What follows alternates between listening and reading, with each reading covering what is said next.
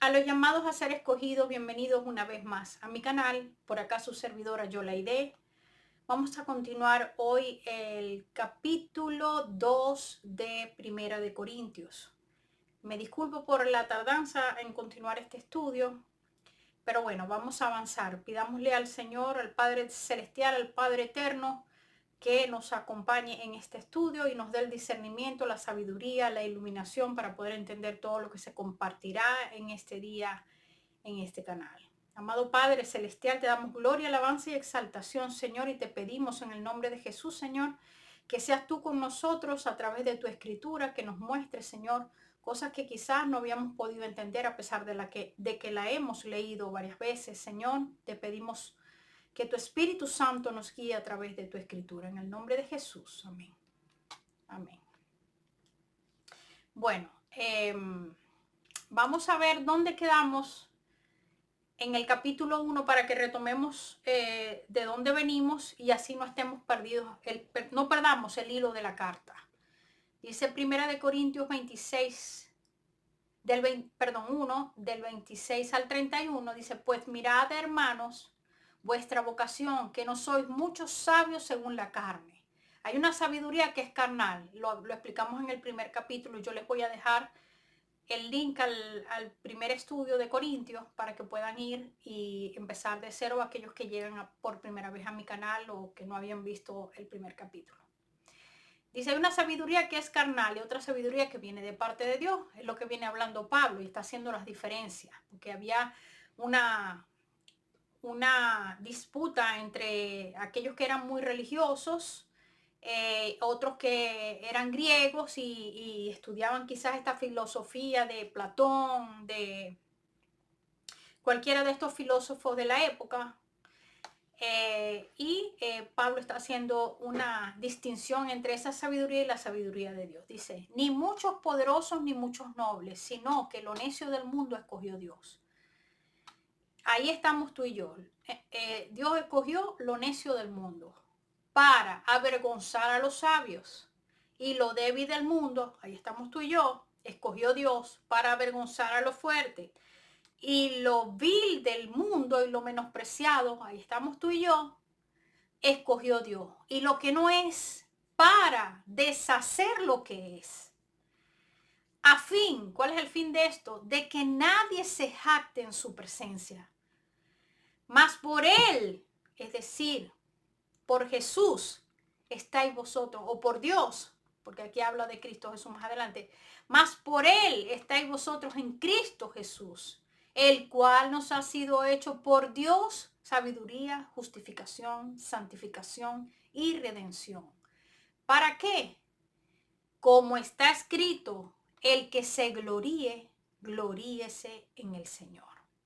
Ahora comenzamos el capítulo 1 Corintios 2 y el título de este párrafo que vamos a leer, aunque no es parte de la Biblia original, de la escritura original, le han colocado proclamando a Cristo crucificado. Vamos a ver de qué se trata. Dice, así que, o sea, él viene haciendo unas diferencias. Entonces, así que, hermanos, aquí está hablando en plural, cuando fui a vosotros para anunciar el testimonio de Dios, porque a eso fue la Corintios, no fui con excelencia de palabras o de sabiduría, cosa que se hacían los filósofos, ¿no? Pues me propuse no saber nada entre vosotros, cosa alguna, sino a Cristo y a este crucificado. Así que Pablo no fue a filosofear o filosofar en Corintios, sino a predicar a Cristo y a este crucificado. Y estuve entre vosotros. Está hablando en plural a todos los miembros de la iglesia de Corintios, es decir, a todas las piedras vivas que conforman el cuerpo de Cristo, que habitaban en esa ciudad. Dice, con debilidad. Y estuve entre vosotros con debilidad y mucho temor y mucho temblor. Y ni mi palabra ni mi predicación fue con palabras persuasivas de humana sabiduría. Cuando los filósofos se destacaban por citar a Homero, a Platón, a Sócrates y a todos estos grandes filósofos de épocas anteriores, él no vino con esa palabrería humana ni sabiduría humana, sino con demostración del Espíritu y de poder. Es allí donde, por cierto, él menciona en otra de sus cartas que por eso es que las señales del apostolado iban con él, porque era con demostración del Espíritu y de poder, para que vuestra fe no esté fundada en la sabiduría de los hombres, sino en el poder de Dios. Entonces, sin embargo, haciendo un contraste, dice el título de esta pericopa, o mejor dicho, valga la redundancia, el título de este párrafo dice: sin embargo, hablamos sabiduría entre los que han alcanzado madurez, y sabiduría no de este siglo, ni de los príncipes de este siglo que perecen. Está haciendo el contraste, sigue hablando de lo mismo. O sea, había problemas aquí en Corintios con respecto a si él era un filósofo más que venía hablando de cosas vanas, humanas, cosas de hombre, o venía hablando de cosas espirituales. Y él hace un contraste aquí entre la sabiduría de Dios y la sabiduría humana, una vez más. Mas hablamos sabiduría de Dios en misterio, la sabiduría oculta, la cual Dios predestinó antes de los siglos para nuestra gloria, la que ninguno de los príncipes de este siglo conoció, porque si la hubiesen conocido nunca habrían crucificado al Señor de la gloria. Dice: antes bien, como está escrito, cosa que ojo no vio, ni oído yo, ni han subido en corazón de hombre, son las que Dios ha preparado para los que le aman. Me llamó mucho la atención esta frase de acá. Y me gusta ir al Viejo Testamento cuando se cita la escritura del Viejo Testamento. Entonces, esto que nosotros estamos encontrando aquí, que él está diciendo, ¿verdad? Que cosas que ojo no vio, ni oído yo, ni han subido al corazón del hombre, son las que Dios ha preparado para los que le aman. Pero miren, esto viene de Isaías 64 y yo lo quiero compartir brevemente. Dice: oh, si rompieses los cielos y descendieras, y a tu presencia se escurriesen los montes. He resaltado en rojo todo lo que está hablando de Dios. Dice: como fuego abrasador de fundiciones, fuego que hace vivir las aguas, para que hicieras, qué curioso, ¿no? Fuego que hace vivir las aguas, y ese es el fuego de Dios. Esas aguas a las que tanto el mismo Jesús se refirió como manantiales de agua viva. Dice: para que hicieras notorio tu nombre a tus enemigos y las naciones temblasen a tu presencia. Cuando haciendo cosas terribles, cuales nunca esperábamos, descendiste. Miren lo que dice aquí. Déjenme limpiar estos lentes que me están aburriendo ya. Descendiste. Yo todavía me pregunto cómo hay gente que dice que Jesús no es la encarnación de Dios, cuando en la misma escritura el mismo Isaías, que viene hablando de Dios porque está hablando de Yahweh, habla de descender. Entonces dice: descendiste, fluyeron los montes delante de ti. Ni nunca oyeron, ni oídos percibieron. Es aquí donde viene la cita de Corintios. Ni ojo ha visto a Dios fuera de ti. ¿Qué hiciste por el que en él esperaba? Dice: saliste al encuentro del que con alegría hacía justicia, de los que se acordaban de ti en tus caminos. Vamos a resaltar esto. He aquí, tú te enojaste porque pecamos.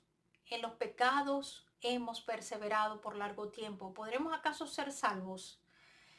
Si bien todos nosotros somos como suciedad y todas nuestras justicias como trapo de inmundicia, y caímos todos nosotros como la hoja y nuestras maldades nos llevaron como viento.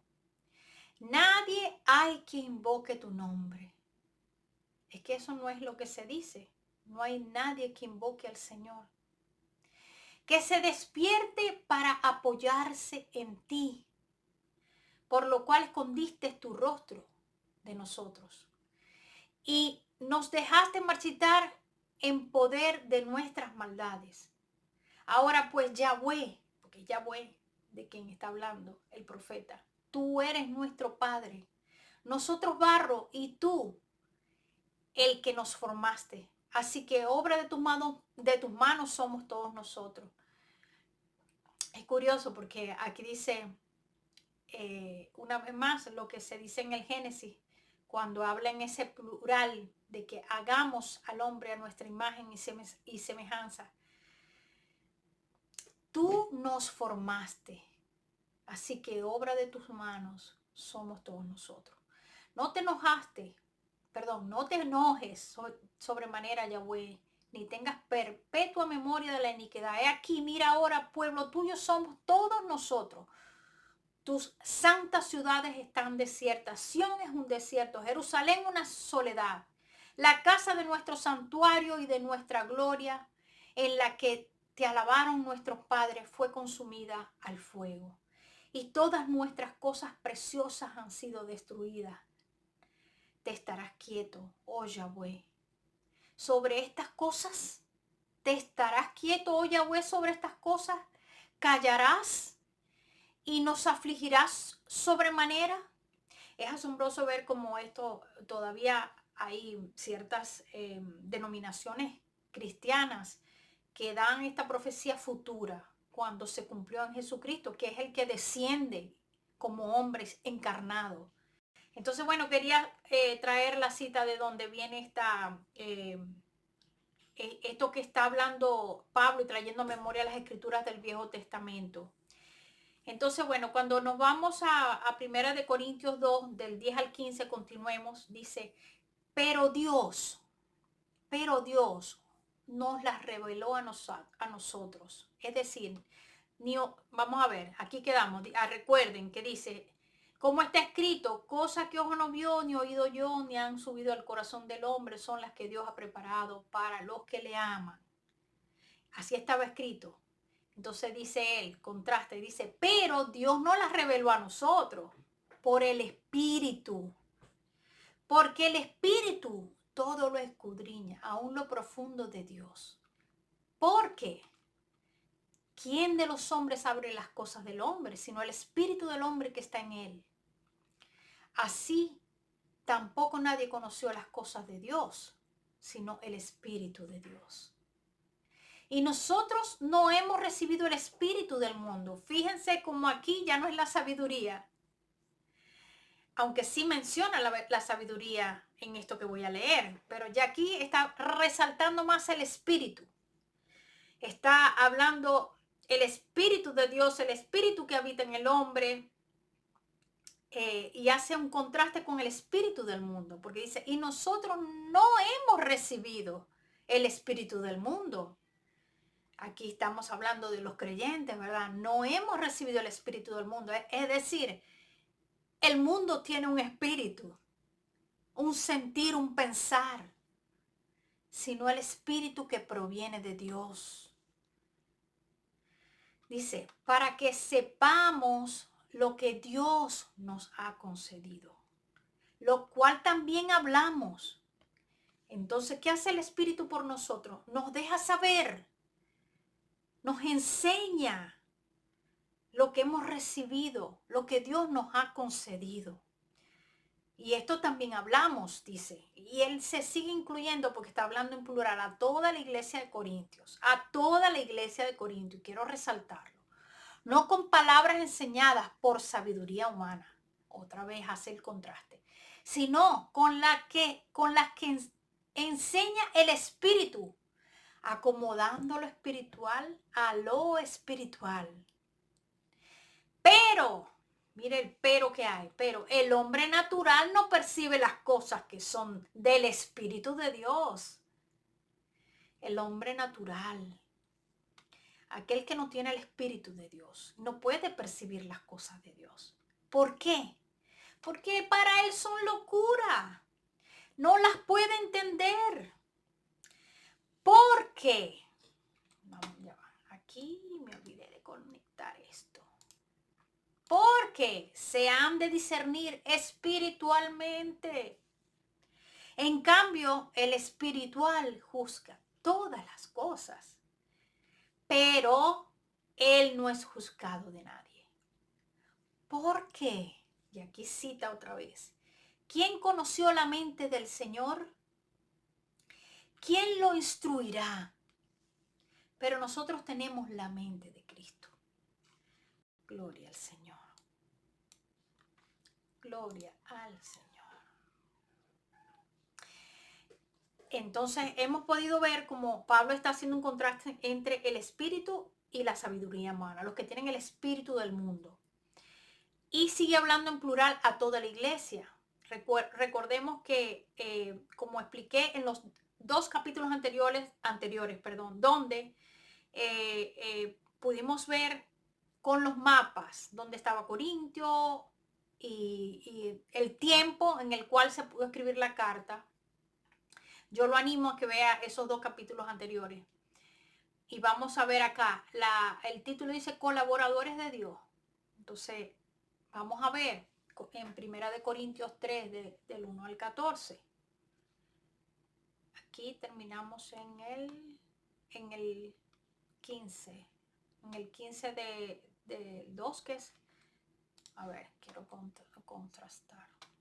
En el 16, perdón, terminamos, que es la cita que acabo de leer. Ok, perdón.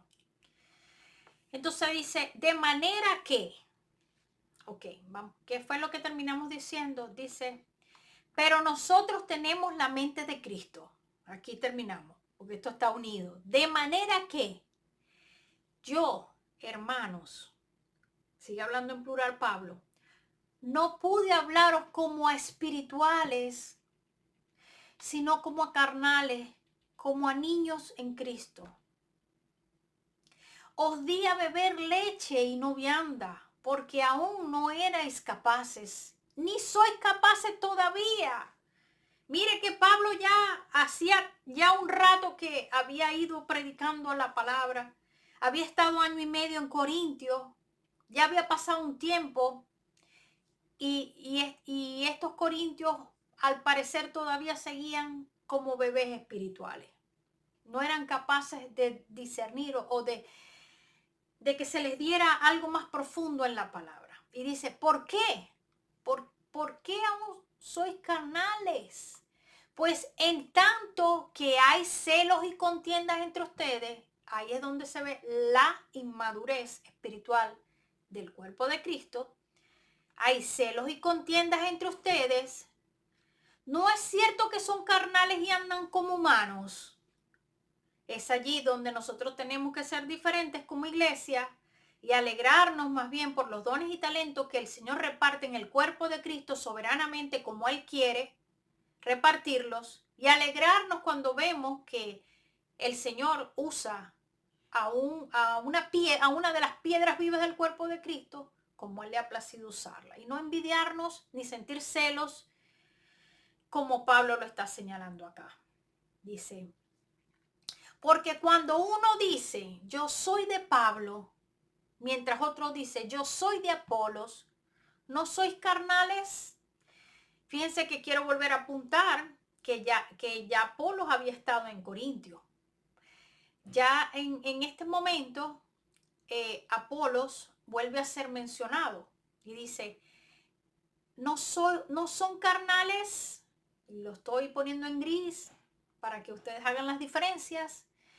¿Qué pues es Apolo y qué es Pablo? Fíjense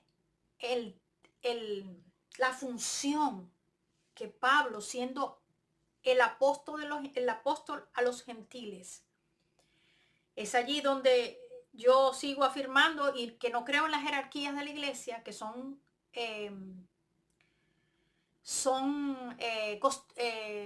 a ver, ¿cómo es que se le dice? ¿Cómo es que se le dice? Son mandamientos de hombre o no mandamientos de hombre, son costumbres de hombre y no lo que reflejan los evangelios en cuanto a Cristo siendo él el amo, vino a servir. Y así mismo Pablo se presenta y presenta a Apolo. Dice, solo siervos por medio de los cuales han creído. Y a cada uno según el Señor le concedió. Perdón, que esto se me confundió una línea con otra. Vamos a repetir eso porque quiero que quede claro. No son carnales. ¿Por qué los llama carnales? ¿Qué pues es Apolo y qué es Pablo? Solo siervos por medio de los cuales han creído y a cada uno según el Señor le concedió. Entonces, ¿quién es el concede? El que concede tanto los dones, ministerios, no lo está nombrando acá, pero bueno, ya vamos a ir a eso. Como Dios quiera y como Él quiera concederlo. Dice, yo planté, Apolo regó, pero Dios dio el crecimiento.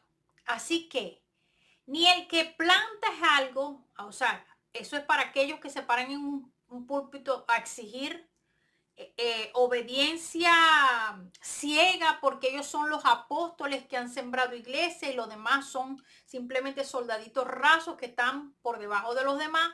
Entonces veamos cómo Pablo, siendo él el apóstol a los gentiles, se pone como un simple sembrador y dice, uno es el que siembra, otro es el que riega, pero Dios dio el crecimiento. Así que ni el que planta es algo, ni el que riega, sino Dios.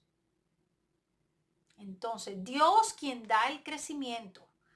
El que planta y el que riega son una misma cosa. Entonces, ¿cómo es posible que, por ejemplo, a las mujeres se les ataque tanto con el ministerio? Cuando ellas salen a evangelizar y siembran una semilla en la calle, porque a lo único que en muchas iglesias les dan es la calle con los papelitos, lo que no quieren hacer los pastores, lo que no quieren hacer los apóstoles, como se llaman, es parados en el púlpito, porque ellos quieren es el aire acondicionado, la sombrilla y la comodidad. Las primeras sillas en la sinagoga, como también lo dice la escritura.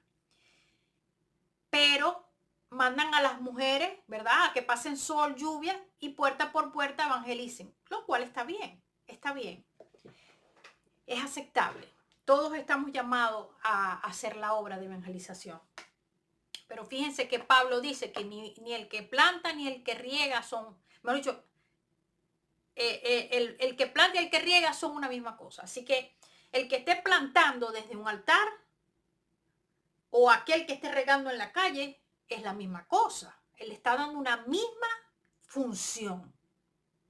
Entonces dice, pero cada uno recibirá su recompensa conforme a su propia labor. Porque nosotros somos colaboradores de Dios. Mire, quiero que tome en cuenta esto que está diciendo Pablo. Por favor, apúntelo. Apúntelo en el corazón, en la mente, que no se le olvide esto, porque él dice está diciendo Pablo de Apolos y de él mismo, que ellos son colaboradores.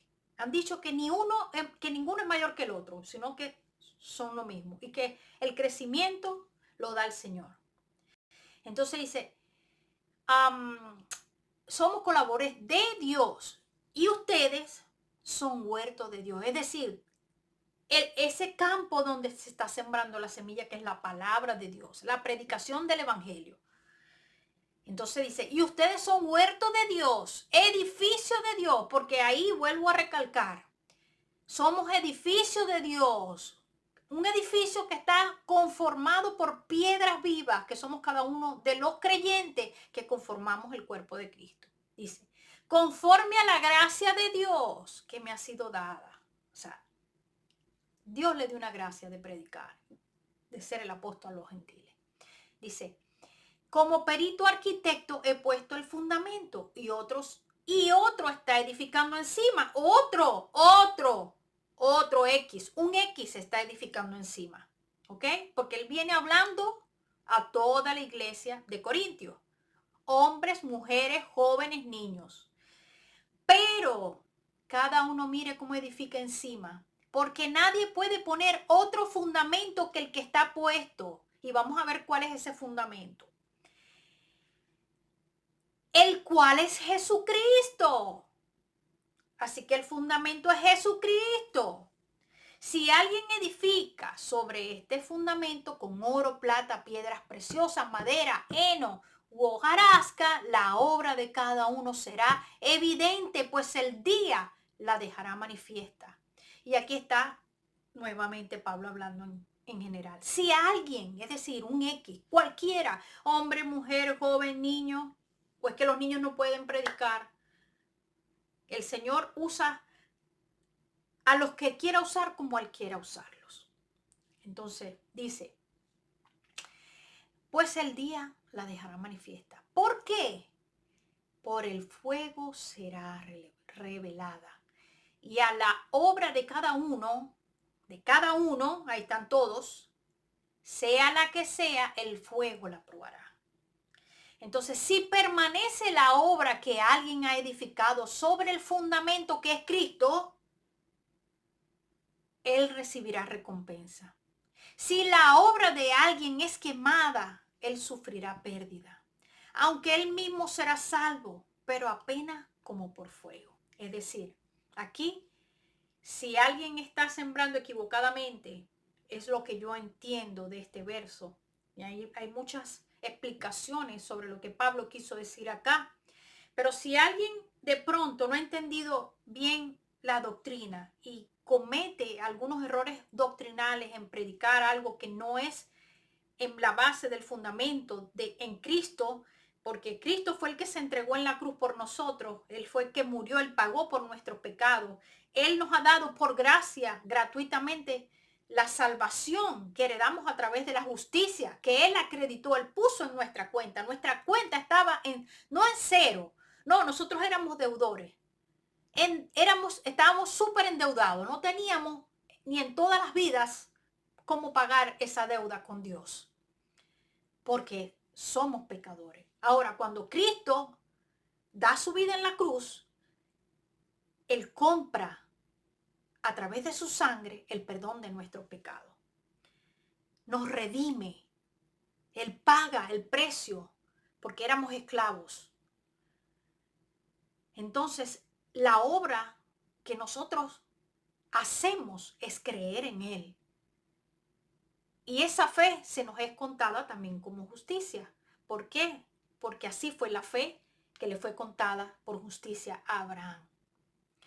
Entonces, puede que alguien se equivoque en algún momento, que esté confundido, que no haya entendido, que no son las obras las que nos llevan a la salvación, o cualquier otra doctrina errada, de pronto, bueno, tenés que circuncidarte para ser salvo, cosas como esas que en algún momento la gente cae en errores y gracias al Señor que pueden salir de ellos.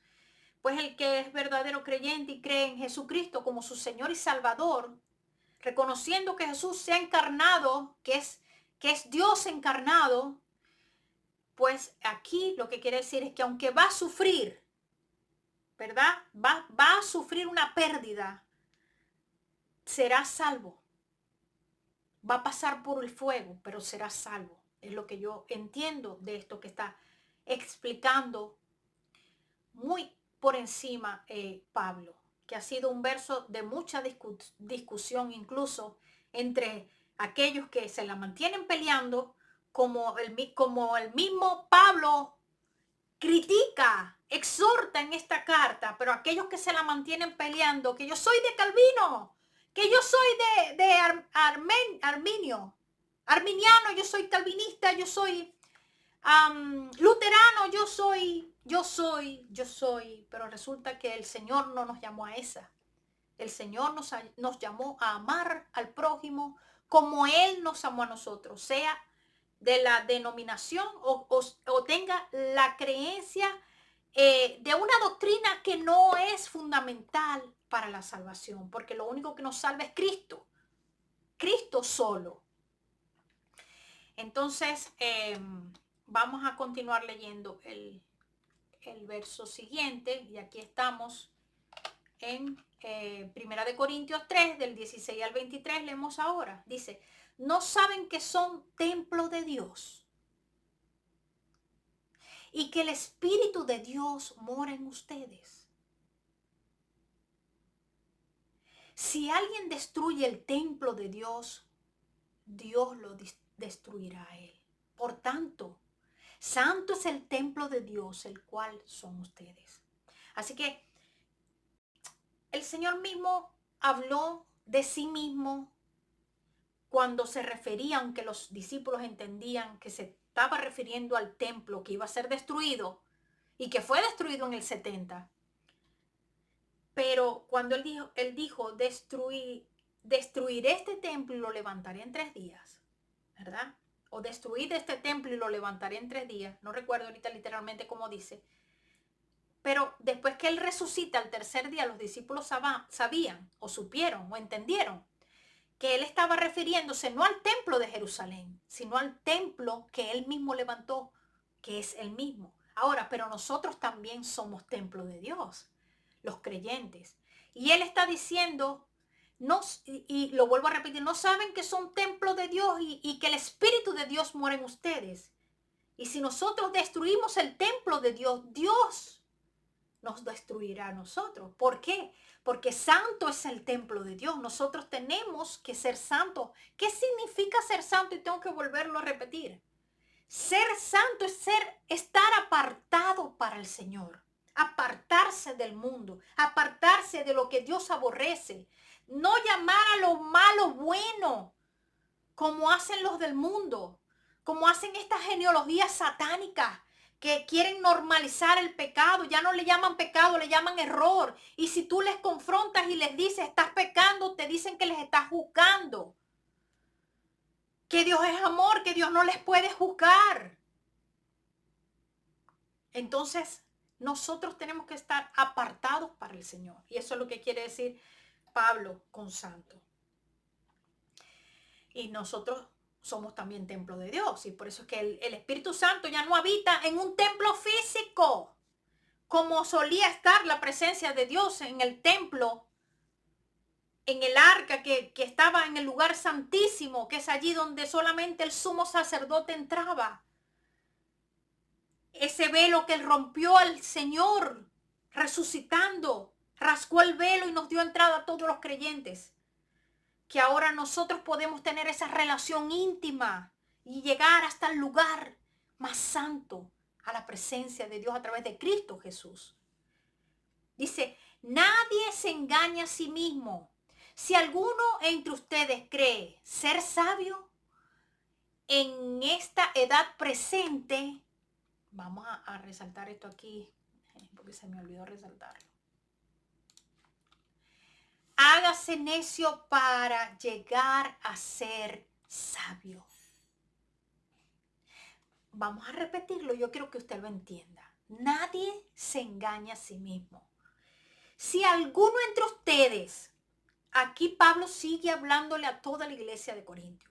Si alguno entre ustedes cree ser sabio en esta edad presente, es decir, en esta era, y él les estaba hablando en ese momento, recordemos que esta carta no fue escrita para Yolaide, para Pablo, Juanita y José, y María, porque hay muchas Marías también. No, esta carta fue escrita para los corintios. Ellos estaban viviendo en una era, esa era del judaísmo, esa era presente del segundo templo. Si alguno entre ustedes se cree sabio en esta edad presente o era presente, hágase necio para llegar a ser sabio. No nos creamos los que más sabemos. No nos creamos que somos los super espíritus flauticos, los más espirituales, los mejores, los más sabios, los que nos las comemos. Te la comiste, yo sí sé, yo soy, yo soy, yo soy, yo. Aquí tengo que hasta imitar los idiomas, porque el yo, ese es algo que nos afecta a todo el ser humano. El egoísmo, bueno, el que queremos ser nosotros, los protagonistas y el centro de la atracción. Pero hagámonos necios para que lleguemos a ser sabios. Vamos a quedarnos bajitico y que sea Dios glorificado. Que sea Jesús el centro y la gloria para Él en todo lo que nosotros hagamos. Dice, y otra vez, el Señor conoce los pensamientos de los sabios que son vanos.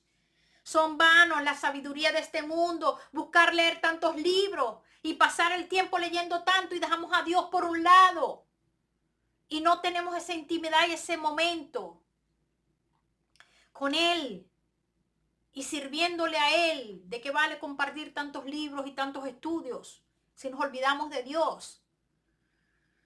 Entonces, así que nadie se gloríe en los hombres.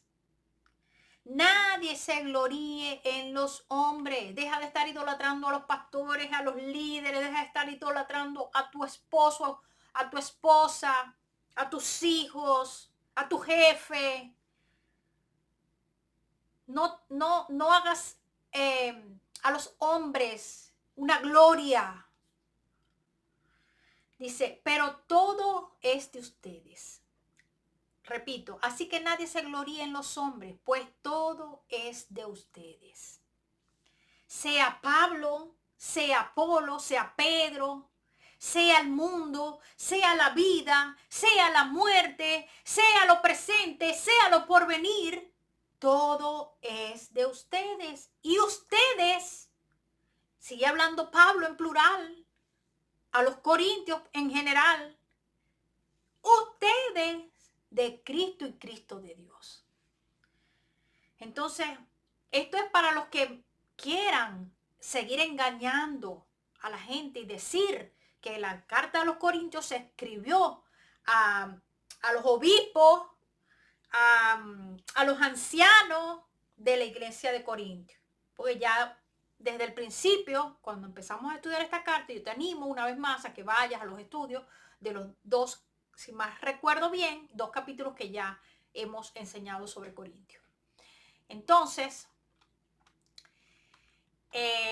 y ustedes de Cristo. Así que bueno, esto ha sido todo por hoy. Te voy a dejar, te voy a compartir los links de los estudios de Corintios. Te van a salir por aquí. Te voy a dejar también la lista de reproducción de mis canciones como compositora, cantautora para el Señor.